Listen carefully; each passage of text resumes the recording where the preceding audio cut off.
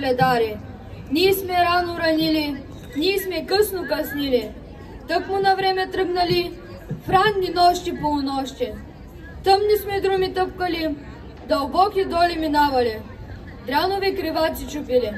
До Ордена порти стигнахме на този добър стопанин.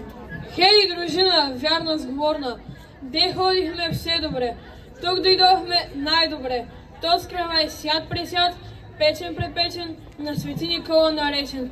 Колкото на небето звезди, толкова ждах невята, толкова сбе рекет в тази къща. Колкото зранца в този кравай, толкова жълтици в тази къща. Колкото трева по полето, толкова здраве в тая къща. Да е сита и пресита годината, да даде Господ на този стопанин здраве и живот, мир и любов. Кажете, дружина, да бъде!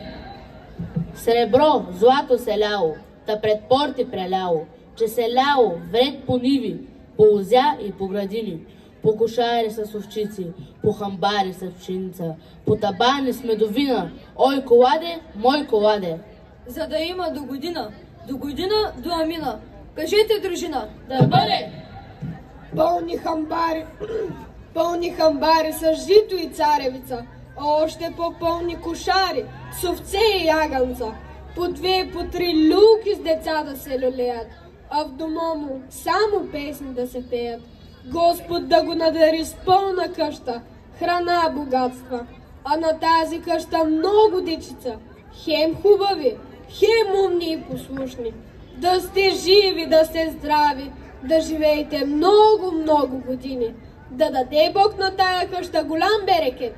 Кажете, дружина, да бъде!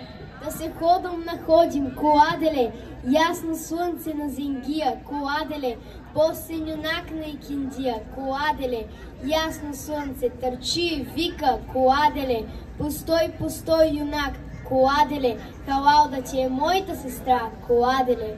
Да са здрави и силни момците, още момите. Кажете, дружина, да бъде! Ой, ви, момци поледари, чака ни дълъг път, да тръгваме.